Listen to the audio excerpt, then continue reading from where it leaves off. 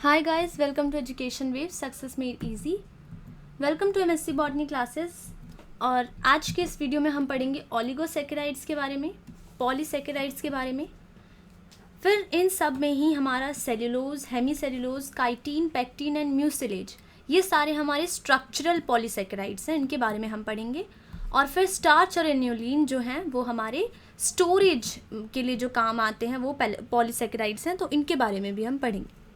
तो सबसे पहले स्टार्ट करते हैं ओलिगो और पॉलीसेकेराइड्स। तो ओलिगो जो होते हैं, लाइक आपको पता है कि डाइसेकेराइड्स जो कि दो मोनोसेकेराइड्स से मिलके बनते हैं, जो कि ग्लाइकोसिडिक बॉन्ड होता है उनके बीच में। बट ओलिगोसेकेराइड्स में क्या होता है, दो या दो से ज़्यादा, मतलब 10 तक हो सकते हैं, ठीक है। 2 to 10 कम से कम जब मोनोसेकेराइड्स ग्लाइकोसिडिक लिंकेज से आपस में अटैच्ड हैं, तो उस पूरे जो उनका जो स्ट्रक्चर होता है वो जो सेकेराइड्स का, ठीक है, उनको हम बोलते हैं ओलिगोसेकेराइड्स। और अगर 10 से ज़्यादा हो गया, तो जैसे मान लो कितना भी ज़्यादा हो गया, उसको हम बोलेंगे पॉलीसेकेराइड्स, ठीक है। अब क्या है, most of the polysaccharides with dietary significance like cellulose, starch, glycogen और are polymers of glucose, ठीक है, and hence are called glycans। तो ये बोल रहे जैसे बहुत सारे जो पॉलीसेकेराइड्स हैं वो पॉलीमर्स हैं ग्लूकोज के। ग्लूकोज का पॉलीमर मतलब ग्लूकोज, और ग्लूकोज जैसे ही बहुत सारे ऐसे स्ट्रक्चर मिल के ही हमारा सेलुलोज बना है, स्टार्च, ठीक है। तो उसके बहुत सारे जो ग्लूकोज के जो पॉलीमर्स हैं, एक तरीके से देखा जाए तो ग्लाइकोजन है, स्टार्च है, सेलुलोज है, इसलिए हम इनको ग्लाइकन्स बोलते हैं। इनमें से अभी इनमें इतनी ज़्यादा जो इम्पॉर्टेंट चीज़ें वो नहीं हैं, जो बहुत इम्पॉर्टेंट होंगी वो मैं आपको बताऊंगी। इनको ये जो पॉलीसेकेराइड्स हैं वो काम क्यों आते हैं, एक तो इनका मतलब किसी भी ऑर्गेनिज्म में जो स्ट्रक्चर फॉर्मेशन होती है उसके लिए, ठीक है, स्ट्रक्चर फॉर्मेशन करते हैं, या फिर ये वहाँ पे स्टोरेज के लिए काम आते हैं, जैसे एनर्जी स्टोर कर ली किसी लिविंग सिस्टम के लिए या फिर एनर्जी के लिए। अब इनको हमने क्लासीफाई किया किसके बेसिस पे, कि ये सॉल्यूबल हैं या नहीं, ठीक है। तो they can be classified into insoluble. जैसे इनसॉल्यूबल में क्या हो गए, सेल्यूलोज सॉल्यूबल नहीं होता, हेमीसेल्यूलोज भी सॉल्यूबल नहीं होता, और लिग्निन्स भी होते हैं जो कि सॉल्यूबल नहीं होते। इनको हम पुअरली फर्मेंटेड फाइबर्स के नाम से जानते हैं। ये चीज़ें बहुत इंपॉर्टेंट है, ये लाइन इंपॉर्टेंट है कि ये सॉल्यूबल हैं या नहीं। तो ये तीनों लिग्निन, हेमीसेल्यूलोज और सेल्यूलोज, ये बिल्कुल भी सॉल्यूबल नहीं होते। सॉल्यूबल कौन कौन से हैं, जिनको हम विस्कस फाइबर्स भी बोलते हैं, हमारा पैक्टीन है, गम्स हैं, म्यूसिलेजेस हैं, ये सारे के सारे सॉल्यूबल होते हैं, ठीक है। अब देखते हैं जो स्ट्रक्चरल पॉलीसेकेराइड्स है, जिसमें से हमारे एग्जाम में आएगा, उन सब में हमें ये सारी चीज़ें पढ़नी है, pectin, chitin, mucilage, cellulose, hemicellulose. Storage के लिए हम इन्यूलिन और स्टार्च पढ़ेंगे। अब ये इन्यूलिन क्या है तो ये भी आपको पता चल जाएगा। अब सेल्यूलोज में थोड़ा सा ज़्यादा है, बट मैं आपको लास्ट टाइम की तरह ही बताऊंगी कि इनकी लिंकेज बहुत इंपॉर्टेंट है। ये ग्लूकोज का पॉलीमर तो है, लेकिन लिंक्ड किससे होता है, with each other using the beta 1,4। अब ये जो बीटा था वो किस में था, याद है आपको, मैंने आपको बताया था माल्टोज में 1,4 था, और किस में था, लैक्टोज में भी 1,4 था, लेकिन वहाँ पे बीटा था। तो बीटा 1,4 बिल्कुल लैक्टोज की तरह ही लिंकेज है, बस वहाँ पे वो डाइसेकेराइड्स था, यहाँ पे ये सारे के सारे क्या हैं, पॉली हैं, ठीक है। तो सेल्यूलोज भी क्या करता है, बीटा 1,4 लिंकेज शो करता है, और स्ट्रेचिंग में हेल्प करता है उस सेल्यूलोज चेन की, as well as stabilizes the chain conformation and limits the flexibility, ठीक है। जो इम्पॉर्टेंट था वो आपको ये याद करना है, बीटा 1,4 लिंकेज ये सेल्यूलोज जो है उसमें देखी जाती है। The chains are further stabilised with, जैसे disaccharides, these chains are further stabilised, okay.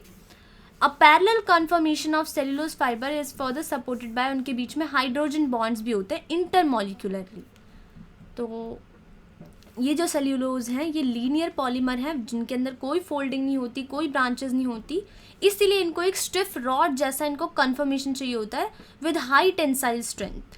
अब देखो जिनकी कोई वो नहीं है, मतलब मैंने आपको बताया था कि इनकी जो ब्रांचेस होती है कोई बैकबोन नहीं होती लास्ट टाइम, तो ऑब्वियसली बात है ये अपने स्ट्रक्चर को ऐसे बनाएंगे, इनका कन्फर्मेशन जो होगा वो ऐसा होगा कि वो स्ट्रेंथफुल हो, ठीक है, टिका रहे। इसीलिए ये जो सेल्यूलोज है लीनियर पॉलीमर जिनके अंदर कोई फोल्ड्स नहीं है, कोई ब्रांचेस नहीं है, hence acquires a stiff rod like conformation with high tensile strength. Insoluble है अभी बताया, इसीलिए इनको पुअरली फर्मेंटेड फाइबर्स बोलते हैं। रिड्यूसिंग तो ये होते ही नहीं है, ठीक है, नॉन रिड्यूसिंग होते हैं। नॉन रिड्यूसिंग डाइसेक्राइड्स में कौन था हमारा, सुक्रोज था, ठीक है। कायरल होते हैं, कायरल मैंने आपको ऑप्टिकल आइसोमेरिज्म में पढ़ाया था। Biodegradable can be degenerated chemically in presence of concentrated acids at high temperature into glucose moieties, मतलब कि अगर ग्लूकोज से ही मिला मिला के बनाया है तो अगर उनको आप ब्रेक करोगे तो आपको ग्लूकोज अलग अलग ऐसे मिल जाएंगे, ठीक है।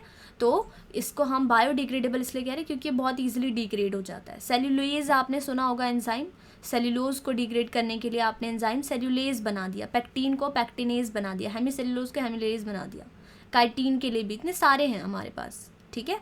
तो ये बायोडिग्रेडेबल तो है ही, बस इनसॉल्यूबल है, सॉल्यूबल नहीं होता, और नॉन रिड्यूसिंग है, मतलब किसी भी चीज़ को रिड्यूस नहीं कर सकता ये। तो फिर क्या है, वही the insoluble fibres can be digested by most animals जैसे कि humans, as we like beta glycosidase therefore excrete it out undigested. तो यूँ बोल रहा है कि मतलब ये जो इनसॉल्यूबल फाइबर्स हैं इनको ना बहुत सारे एनिमल्स डाइजेस्ट नहीं कर सकते, हम ह्यूमंस भी डाइजेस्ट नहीं कर सकते। कभी कभी आपने देखा होगा जब आप ग्रीन वेजिटेबल्स खाते हैं, ठीक है, ग्रीन वेजिटेबल्स में मैं वो जो लीफी वेजिटेबल्स मोस्टली जैसे स्पिनच खाते हैं आप, इन सब में क्या होता है, सेल्यूलोज होता है, ठीक है। तो बोला जाता है क्योंकि हमारी जो बॉडी है इन सब चीज़ों को डिग्रेड नहीं कर सकती, तोड़ नहीं सकती, क्योंकि हमारे पास बीटा गैलेक्टोसाइडेज जो होता है वो लैक करता है हमारी बॉडी, ठीक है। तो इन सब को बॉडी जो है वो अनडाइजेस्टेड ही बाहर एक्सक्रीट आउट कर देती है। लेकिन जो जैसे काव होती हैं, ठीक है, या गॉड्स हो गई, तो ये सब आपने देखा होगा ये तो हरी जो चीज़ें होती हैं वो ज़्यादा खाती हैं, जितनी वेजिटेबल्स खिला लो, घास खिला लो इनको, ग्रासेस वगैरह सब कुछ खा जाती हैं, क्योंकि इनके इंटेस्टाइनल माइक्रो ऑर्गेनिजम्स इनकी बॉडी में प्रेजेंट होते हैं जो इस सेल्यूलोज को बीटा गैलेक्टोसाइडेज की हेल्प से तोड़ देते हैं, ठीक है। तो र्यूमिनेंट्स में जितनी भी काव वगैरह आ जाएंगी तो इनके पास ऐसे इंटेस्टाइन में ही माइक्रो ऑर्गेनिजम्स हैं जो बीटा ग्लाइकोसाइडेज बनाते हैं और इसको ब्रेक डाउन में हेल्प करते हैं। वैसे ही ये इम्पॉर्टेंट है, ये सारी इम्पॉर्टेंट है, ये पूरा का पूरा स्लाइड ही इम्पॉर्टेंट है। आगे जो इंट्रोडक्शन था उसमें सिर्फ लिंकेज इम्पॉर्टेंट थी और वो इनसॉल्यूबल कौन से है, सॉल्यूबल कौन से नहीं। यहाँ पे हर एक चीज़ इम्पॉर्टेंट है। जो प्रोटोजोआ होते हैं वो भी कर सकते हैं, सेल्यूलेज एंजाइम बनाते हैं वो। अब कुछ ऑर्गेनिज्म है जैसे कि सिम्बायोटिक एनारोबिक बैक्टीरिया जिसको हम बोलते हैं सेल्यूलोमोनाज, याद रखिएगा ये जो सेल्यूलोमोनाज है, या फिर कुछ जो फ्लैजिलेटेड प्रोटोजोआ हैं वो भी सेल्यूलेज बनाते हैं, an endo enzyme which assist in the break down of cellulose. तो अभी बताया प्रोटोजोआ तो बना ही रहा है, और एक हमारा सेल्यूलोमोनाज, ठीक है, सेल्यूलोमोनाज ये भी सेल्यूलोज को तोड़ सकता है, ये एक एनारोबिक बैक्टीरिया है। ख़त्म हमारा सेल्यूलोज, अब है हमारा हेमीसेल्यूलोज। हेमीसेल्यूलोज को हम पाइलोज भी बोलते हैं, सॉरी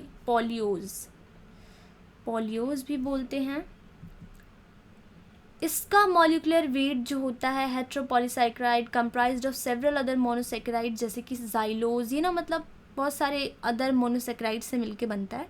अभी हमने सेल्यूलोज में क्या देखा, वो सारे वही ग्लूकोज के पॉलीमर्स से मिलके बन रहे थे, लेकिन यहाँ पे काफ़ी जितने भी मोनोसैकेराइड्स हमने पढ़े हैं उनसे मिलके ये बन रहा है बिसाइड्स ग्लूकोज। तो ऐसे क्या आ गए हमारे, जैसे जाइलोज होता है, एक मैनोज होता है, गैलेक्टोज होता है, रेमनोज होता है और एक अरेबिनोज होता है। तो ग्लूकोज को छोड़ के ये बहुत सारी चीज़ों से मिलके बनता है, जैसे कि ये इंपॉर्टेंट है, बहुत इंपॉर्टेंट है, ये स्ट्रक्चर बार बार पूछा जाता है। और इसमें सबसे ज़्यादा क्या पूछा जाता है कि जो ग्लाइकोज जो जाइलोज है इसकी ये वाली लिंकेज पूछी जाएगी, मैनोज की कौन सी लिंकेज होती है किसके साथ, और फिर ग्लूकोज की हमारी अल्फ़ा 1,3 और गैलेक्टोज की। तो ये पूरा का पूरा ना आपको याद होना चाहिए, ठीक है। जाइलोज, फिर हमारा बीटा 1,4 मैनोज, फिर बीटा 1,4 ग्लूकोज, फिर अल्फ़ा 1,3 गैलेक्टोज, ठीक है। तो ये हमें याद रखनी होंगी। Even acidified sugars can be seen in this molecule. अब शुगर्स हैं जो कि एसिडिफाइड शुगर्स हैं वो भी इसमें देखने को मिलते हैं। ठीक है. Common associate of cellulose 20% of the total biomass in plants. Now contains smaller chains and branches, thus it is weak in structure and can easily be degraded by enzymes जैसे कि dilute acid और base, unlike cellulose. तो cellulose जो था उसके लिए तो हम बस एक ही एंजाइम यूज़ करे थे, ठीक है. बट यहाँ पे क्या है, ये स्मॉलर चेन्स कंटेन करता है और ब्रांचिंग देखी जाती है, इसलिए इसको वीक बोला जाता है स्ट्रक्चर, और इसको हम बहुत ईजिली डिग्रेड कर सकते हैं. अभी मैंने आपको बताया था सेल्यूलोज जो था वो अपना जो पूरा स्ट्रक्चर होता है वो प्रॉपर टेंसाइल, हाई टेंसाइल मैंने बताया था ना, स्ट्रेंथ के लिए प्रॉपर बना के रखता है ताकि उसको कोई ब्रेक डाउन ना कर सके. बट यहाँ पे कंपैरिजन में hemicellulose weak in structure, बहुत वीक है, ठीक है. तो वीक होने की वजह से हम ये क्यों कहते हैं, मतलब वीक है तो हम उसको ईजिली एंजाइम्स की हेल्प से डिग्रेड कर सकते हैं. क्या करता है ये, माइक्रोफाइब्रिल्स में असिस्ट करता है cross linking of microfibrils along with pectin of the cell wall, further strengthening provided by lignin. तो ये इसका काम होता है कि ये जो क्रॉस लिंकिंग होती है ऑफ माइक्रोफाइब्रिल्स की किसके साथ, पेक्टिन के साथ मिलके, सेल वॉल की जो मतलब हम क्रॉस लिंकिंग करते हैं ना, तो वो उनके साथ हेल्प करता है, ठीक है. अब काइटीन थोड़ा इम्पॉर्टेंट है क्योंकि काइटीन में ये लिंकेज दोनों पूछी जाती है. ये देखो β14 फिर से आ गया, सेलुलोज में भी β14, माल्टोज में भी β14, काइटीन में भी β14 लिंकेज, ठीक है. बट यहाँ पे ये जो β14 लिंकेज है ये तो ठीक है, बट यहाँ पे ये दो चीज़ें इंपॉर्टेंट हैं कि ये जो पोलोसेकेराइड है इसके अंदर ना नाइट्रोजन कंटेनिंग एक पोलोसेकेराइड है जिसका नाम है हमारा एन एसिटाइल ग्लूकोसामाइन, ठीक है. तो ये हमारा जो एन एसिटाइल है, ये जो ग्लूकोसामाइन है, ये पूरा पॉलीसेकेराइड मतलब मिलके बनाया गया है, तो यूँ बोला जा रहा है ये हमारा ग्लूकोसामाइन, ठीक है, और ये हमारा यहाँ पे एन एसिटाइल ग्रुप है. तो ये जो नाइट्रोजन की लॉन्ग चेन है जिसके अंदर हमारा बोला जा रहा है एन एसिटाइल ग्रुप लगा हुआ है, ठीक है, ये किससे मतलब इन दोनों में हमारा लिंकेज बना और उसी चीज़ से हमारा ये पूरा जो काइटीन का स्ट्रक्चर फॉर्मेशन हुआ. अब यहाँ पे ये जो काइटीन है इसमें क्वेश्चंस थोड़े से ऐसे कभी कभी पूछ लेते हैं कि जैसे आपने कैरेटीन सुना होगा, तो ये जो कैरेटीन और जो काइटीन होते हैं ना, ये दोनों के दोनों ही का थोड़ा थोड़ा फंक्शन जो होता है, जो हमारा स्ट्रक्चर जो होता है वो सेम माना जाता है. बट ये analogous to keratin in terms of functions, लेकिन इनके फंक्शंस अलग होते हैं, ठीक है. कैरेटीन को आप प्रोटीन बोलोगे लेकिन काइटीन एक प्रोटीन नहीं होता, ठीक है. इसको आप अमीनो शुगर बोल सकते हो लेकिन इसको आप प्रोटीन नहीं कह सकते. लेकिन इनके स्ट्रक्चर्स इतने सेम होते हैं लेकिन इनके फंक्शंस में बहुत डिफरेंस होता है. तो एनालोगस है to keratin in terms of functions अलग अलग परफॉर्म करते हैं, ठीक है. अब क्या है, commonly present in fungus cell wall, देखा होगा आपने हर जगह, हमारे नेल्स भी काइटीन से बने हैं. जो कॉकरोचेस होती है उनकी जो पूरी स्किन आपने देखी होगी वो काइटीन से बनी होती है. आपने फंजाई में देखा है कि उनकी सेल वॉल जो होती है वो काइटीन से बनी होती है, ठीक है. तो ये सारी चीज़ें आपको याद रखने की कहाँ कहाँ देखने को मिलती हैं. तो इंसेक्ट्स में वही एक्सोस्केलेटन बना होता है, मोलस्कस में रेड्यूलस उनका बना होता है, सेफेलोपॉड्स में उनके बीक्स जो होते हैं हमने देखी होगी, बीक होती है उनकी, और इंटरनल जो उनके शेल्स होते हैं वो भी काइटीन से बने होते हैं, ठीक है. ये as a modified composite material is many times entranced in proteinaceous matrix like sclerotin in the case of arthropods. तो यूजेस क्या है इसके, बस ये एक अच्छा फर्टिलाइज़र की तरह आप इसको यूज़ कर सकते हो. बहुत अच्छा प्रोटेक्टिव इंड्यूसर माना जाता है जिन भी प्लांट्स में है. इसका मतलब पता चल जाता है कि हाँ भाई प्रोटेक्शन के लिए है, ठीक है, स्ट्रेंथ के लिए एक तरीके से वहाँ पे रखा गया होगा. इन फूड प्रोसेसिंग में थिकनर्स की तरह यूज़ करता है, एक स्टेबलाइज़र की तरह भी यूज़ हुआ जाता है यहाँ ड्रग्स में. और डाइंग जो होती है डाइज वगैरह में वहाँ पे बाइंडर की तरह, और रेजेंस जो होते हैं क्रोमेटोग्राफिक रेजेंस में ये हेल्प होता है. इंपॉर्टेंट चीज़ें थी ये एन एसिटाइल ग्लूकोसामाइन और ये लिंकेज, और कहाँ कहाँ ये पाया जाता है, और ये कैरेटीन से जो रिलेटेड था तो इसको आप पढ़ लीजिएगा. पेक्टीन क्या था, पेक्टीन जो है it can also be classified on the basis of the degree of esterification of galacturonans as high and low ester pectins.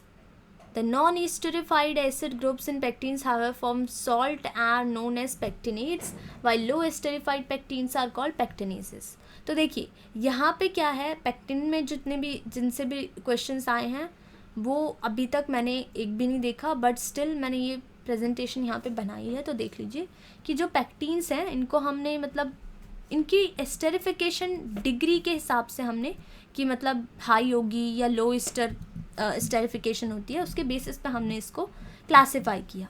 अब हमने क्या देखा, the non esterified acid group in pectins however from salts are known as pectinates. तो जिनका भी जो non esterified acid groups थे pectin के अंदर उनको हमने पेक्टिनेट्स बोला, और जो लो एस्टेरिफाइड पेक्टिन्स थे उनको हम पेक्टेट्स बोल रहे हैं. ठीक है, तो जो high ester pectins at high solid content is 60 degree from 3D molecule net due to hydrogen bond and hydrophobic bonds leading to the formation of gel. यहाँ पे आपको चीज़ें क्या जो इम्पॉर्टेंट है वो मैं बता देती हूँ कि इसको हम लेते कहाँ से हैं. Break down during the ripening and leaf fall by the enzymes pectinase and pectin esterase causing fruit and leaf fall. तो यहाँ पे ये जो पेक्टिन है, ठीक है, तो ये आइसोलेटेड कहाँ से किया जाता है, ये ना हम सिट्रस फ्रूट्स जो होते हैं स्पेशली हमारे सिट्रस फ्रूट्स जो होते हैं उनसे हम इसको आइसोलेट करते हैं. ठीक है, नाउ ब्रेक डाउन ड्यूरिंग, और ये कब होता है उन फ्रूट्स में, कब देखा जाता है जब भी फ्रूट राइप हो जाता है. ठीक है, या लीफ फॉल देखने को आपको मिलेगी, वो इन्हीं की वजह से देखने को मिलता है. ठीक है, पेक्टिन एस्टरेज और पेक्टिनेज की वजह से. बस पेक्टिन में आपको यही था कि important role in human nutrition consume through fruits and vegetables. ठीक है, अब क्या है, म्यूसिलेज बहुत इम्पॉर्टेंट है. पहले आप सारा देख लीजिए कि ये जो म्यूसिलेज है आपने पढ़ा होगा, जब मैंने आपको, अगर आपने एल्गी पढ़ा है बहुत अच्छे से एग्ज़ाम के लिए, तो आपने देखा होगा जो सियानोबैक्टीरिया से जितने भी हमारे, उसमें आपने म्यूसिलेज पढ़ा है ना. predominantly present in cacti, aloe vera like succulents as well as inflex, fenugreek, kelp seeds. ये जल्दी मैं पढ़ा रही हूँ, बस आपको रीड करना है. ये बहुत ही ज़्यादा माइक्रो एग्रीगेशन जो soil storage of water food and germination of seeds, इसमें इंपॉर्टेंट फंक्शन ये परफॉर्म करता है. ये जो म्यूसिलेज है includes its role in medication as a demulcent, as a cough suppressant, ठीक है, as a topical anti inflammatory agent for adhesive purpose in food industry due to its helping in unique smell and flavour. ठीक है, तो ये काम है. इसमें भी अभी हमने कुछ ज़्यादा इंपॉर्टेंट था नहीं. अब है सबसे ज़्यादा इम्पॉर्टेंट. ठीक है, ये सबसे ज़्यादा इंपॉर्टेंट है स्टार्च और इन्यूलिन, इससे क्वेश्चंस बनते हैं. और हमारी डाइसैकेराइड्स बहुत इंपॉर्टेंट थे, और जो मैंने काइटिन तक पढ़ाया. अब ये जो है इसमें भी एक लिंकेज देखी जाती है. अब ये जो स्टार्च है, ठीक है, होमोपॉलीसेकेराइड है containing a large number of glucose moieties as linear chair, और ब्रांचेस में भी देखा जाता है. देखा कौन सा जाता है, अल्फा 1,4, ठीक है, 1,4 लिंकेज देखी जाती है, और अल्फा 1,6 भी लिंकेज, ग्लाइकोसिडिक लिंकेज देखी जाती है. प्लीज स्टार्च पे ही ध्यान दीजिएगा, अल्फा 1,4 और अल्फा 1,6. ठीक है, हमने सुक्रोज में देखा था सिर्फ हमारी अल्फा 1,2 थी, बाकी हर जगह हमें जितना भी देखने को मिला वो 4,4,4 ही था. और अभी हमने देखा कि 1,6 भी है जो कि स्टार्च में देखने को मिली. तो स्टार्च ग्रैन्यूल्स जो थे उनके अंदर ना 2 टाइप के स्ट्रक्चर पाए जाते हैं. एक अमाइलोज होता है, ठीक है, जो कि लेफ्ट हैंडेड हेलिकल होता है, याद रखिएगा. और एक स्टार्च ग्रैन्यूल में अमाइलोपेक्टिन पाया जाता है जो कि कॉम्पैक्ट होता है. अब होता क्या है, अमाइलोज जो है ये, ठीक है, कहाँ गया, ये जो अमाइलोज है. तो देखिए अमाइलोज का स्ट्रक्चर अगर मैं बनाऊँ ना, तो अमाइलोज ऐसा दिखता है कुछ, जैसे सिर्फ ऐसा सिंगल सा लीनियर होगा. लेकिन ये जो हमारा कहाँ गया अमाइलोपेक्टिन, ये कैसा दिखता है, ऐसा कुछ. यहाँ से ब्रांचेज होंगी इसकी, ऐसे ब्रांचेस से निकली रहती हैं, यहाँ से भी ब्रांचेस. तो ये थोड़ा ब्रांच्ड है, लेकिन ये कैसा है, लीनियर है. अब ये जो अमाइलोज है जो कि लीनियर है, ये शॉर्ट होता है. Absence of amylase leads to the development of red color. अब देखना, आप कभी ध्यान देना कि जब भी आप जैसे ये स्टार्च का जब एक्सपेरिमेंट कर रहे होंगे तो वहाँ पे अगर आपका रेड कलर आता है, इट मीन्स उसके अंदर अमाइलेज जो है वो प्रेजेंट नहीं है। कभी कभी ऐसा होता है, but far greater in number than amylopectin. चाहे भले ही ये छोटे हों और लीनियर हो, लेकिन इनका नंबर जो होता है वो बहुत ज़्यादा होता है, ठीक है। Amylose far greater in number more than amylopectin, millions glucose moieties, ठीक है। तो बहुत सारा नंबर किनका होता है, अमाइलोज का। ब्रांचिंग होती है, लीनियर होती है, इनके स्ट्रक्चर पे ध्यान दीजिएगा। स्टार्च एक फिजिकली वाइट बैंड होता है, ब्लैंड होता है। इसके अंदर जो फ्रेग्रेंस होती है free powder which is insoluble in cold water and even alcohol. पानी में भी नहीं कर सकते आप, कोल्ड वाटर में भी, अल्कोहल में भी इसको सॉल्युबल नहीं हो सकता ये, लेकिन वार्म सॉल्यूशंस में ये सॉल्युबलाइज्ड हो जाता है by forming a network increasing the viscosity of the solution using a process called gelatinization। ये बहुत इंपॉर्टेंट है, ठीक है। Linkage alpha 1,4 alpha 1,6, sorry beta नहीं, अल्फा 1,4 अल्फा 1,6, ठीक है। बीटा किस में देखने को मिली थी हमें, याद है आपको? प्लीज़ वीडियोस ध्यान से देखिए क्योंकि ये क्वेश्चन है, अगर आपको याद है तो कमेंट में लिखिए। तो अल्फ़ा 1,4 अल्फ़ा 1,6 ये सारी जो लिंकेजेस थी, अमाइलेज था, एक हमने अमाइलोज का पढ़ा और एक हमने अमाइलोपेक्टिन पढ़ा, इनके बीच में डिफरेंसेस और ये क्यों सॉल्युबल होता है और कौन सी कंडीशन पे सॉल्युबल होता है, और इस प्रोसेस को हम जेलेटिनाइजेशन कहते हैं। तो ये भी आपको याद रखना है। The starch can be even be degraded by dry heat. तो बस गर्म चीज़ों से ही हो रहा है ये। पानी में अगर आपने वार्म सोल्यूशन डाल दिया तो एक नेटवर्क सा फॉर्म कर लेता है और विस्कोसिटी को इंक्रीज कर देता है उस सोल्यूशन की। वो भी कौन सी प्रोसेस है, जेलेटिनाइजेशन। ड्राई हीट से भी डिग्रेड हो रहा है और इस प्रोसेस को बोलते हैं हम डेक्स्ट्रिनाइजेशन। जेलेटिनाइजेशन, डेक्स्ट्रिनाइजेशन, और जब डेक्स्ट्रिनाइजेशन करते हो आप तो उनका लास्ट का प्रोडक्ट बनता है dextrin, which is also very important.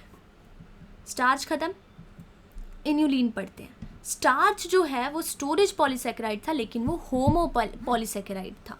ये हेट्रोपॉलीसेकेराइड है, ग्लूकोज और फ्रक्टोज से मिलके बना है और बीटा 2,1 है। प्लीज़ याद दीजिए, यहाँ पे ध्यान दीजिएगा लिंकेजेस की, C2 और वो दूसरे वाले मोनोसेकेराइड फ्रक्टोज से में भी C1, ठीक है। तो 2,1 है यहाँ पे।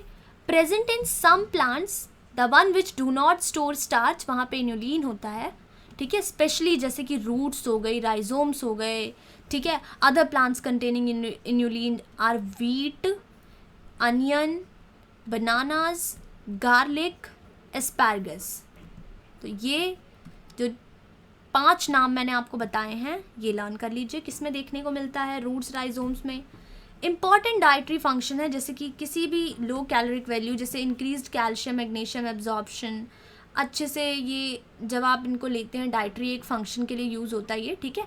तो ये क्या कर देता है, कैल्शियम और मैग्नीशियम की एब्जॉर्प्शन को इंक्रीज़ कर देता है। और क्या करता है ये, known as associated with due to the in availability of enzymes in breaking down the beta 2,1 bonds. और क्या है इसमें, इसको हम इम्यून सिस्टम को एंडोर्स करने के लिए भी यूज़ करते हैं। अच्छा है ये बहुत ज़्यादा, इसके बहुत सारे फ़ायदे हैं, जैसे ये कोलेस्ट्रॉल को रिड्यूस करता है, ठीक है, and triglyceride aldehyde content in the blood thereby reducing the risk of cardiovascular diseases, ठीक है। इन्यूलिन बहुत अच्छा compensation, used for compensation of water loss as well as mineral subsequent to diarrhoea. Inulin can be potentially converted into bioethanol through the synchronized fermentation and saccharification, ठीक है। तो ये चीज़ें आपको याद रखनी है कि कैसे कैसे ये पॉलीसेकेराइड जो कि हमारा स्टोरेज पॉलीसेकेराइड है कैसे काम करता है। Thank you so much guys, please इस वीडियो को लाइक करना मत भूलिएगा, और जिसने भी सब्सक्राइब नहीं किया प्लीज़ सब्सक्राइब कीजिए, please. Thank you so much.